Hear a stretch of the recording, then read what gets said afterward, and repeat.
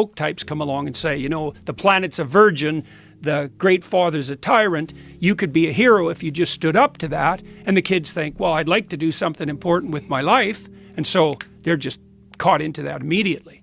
But because it's a one-sided story, a one-sided religious story is an ideology. And a great representation of that is what they've done with Greta Thunberg. Yeah, exactly. It's so funny, because I thought 10 years ago, we live in the delusion of a disturbed 13-year-old girl. How did that happen? And then, Greta Thunberg showed up, and I thought, oh, well, there we go. Now we've got the 13-year-old. I feel sorry for her, because she was chased into this apocalyptic terror that we're trying to enforce on all our kids. And then you think about her position, so now she's all afraid, and her mother's facilitating that like mad.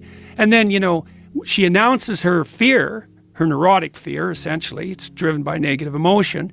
And, Macron says to her, oh my God, Greta, you're absolutely right, and bows. It's like, what the hell's a girl to think? Because what she really wants is to freak out a bit, and for someone calm and reasonable to say, hey, look, kid, the apocalypse has always been on us. It's always the case that the future has the possibility of being dreadful. But, we've conquered terrible things in the past. That's a very important point. Well, yeah. It's such an important point because there's never been a time ever where everything was perfect. Well, that's for sure. There's never been a time ever environmentally where the Earth was stable.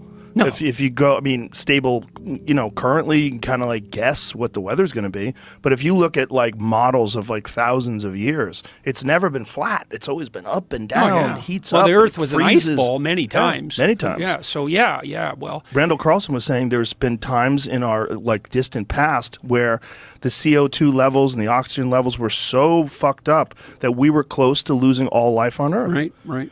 And then this can happen. See, the antithesis to that is to believe in something like the intrinsic paradisal stability of well-balanced Mother Nature. Right. It's like, yeah, a bit, but no, not really. There's a lot of variability, of course, that kind of variability, that's hard on people because you want a certain amount of stability so you don't die. Right, but it doesn't deny that human beings have an impact on this either. But no. Well, this is why I really respect Bjorn Lomborg, because Lomborg's hard to grasp because he forces you to think complexly. He says, well, we don't have one problem, carbon dioxide, which is, I don't even think it's clear that carbon dioxide is actually a problem, but we can leave that aside. That'll get me in trouble with the College of Psychologists again. But there's lots of factors, and God only knows what the most pressing problems that confront us truly are. When I wandered through the ecological sustainability literature about 10 years ago, and the best way forward to a sustainable planet is to make everyone who's poor rich as fast as you possibly can. And that's Lomborg's position. Not to put limits to growth on, because turns out if you get people above about $5,000 a year in average GDP, they start taking a long-term view of the future instead of scrabbling around in the dirt trying to get lunch, and you're going to burn everything up around you to stay alive if you have to. Right. But if you got a bit of wealth and now you can think over, maybe a 20-year period, which is quite the damn luxury, then you actually start being concerned about, the quality, the aesthetic quality of the local environment. And so I was so excited when I found that data because I thought, oh, this is so cool. It means that we could have our cake and eat it too. We could work really hard to provide cheap, reliable energy, at the lowest cost possible to the widest number of people worldwide, and the emergent consequence of that would be the whole planet would clean itself up. So wouldn't that be great? Because we could make our goal the eradication of absolute poverty, which we actually done pretty good at eliminating over the last 15 years, but we could really make that a goal. And then one of the consequences of that, inevitable consequences, would be a greener and healthier planet. And then you think, well, why aren't we doing that? And that's a question, all right.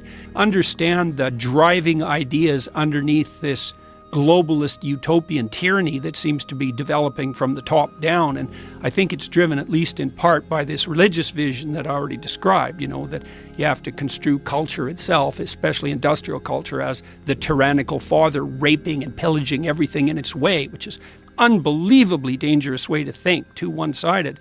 And the idea that you have to impose limits to growth on people in order to have a sustainable planet. And that's allied with a view that probably stems all the way back to people like Paul Ehrlich in the 1960s, who really believe that maybe the planet should only have 500 million people on it, or 1 billion, in relative poverty, or 2 billion barely scraping by, because otherwise they're going to be wrecking everything, and, controlled by some top-down authority that makes bloody well sure that no one's consuming too much.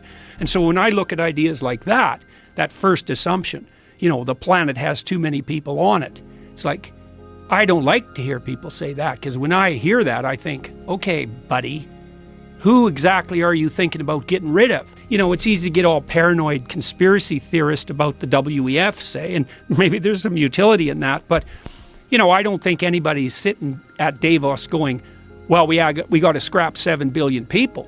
But if the underlying narrative is the one I just described, virginal planet, tyrannical patriarchy, and rapacious individual, and you believe, well, we're overpopulated, like Paul Ehrlich has believed since really literally the mid-1960s, then how is it not going to be that the policies that you craft stemming from that narrative are colored by the belief that there's far too many people?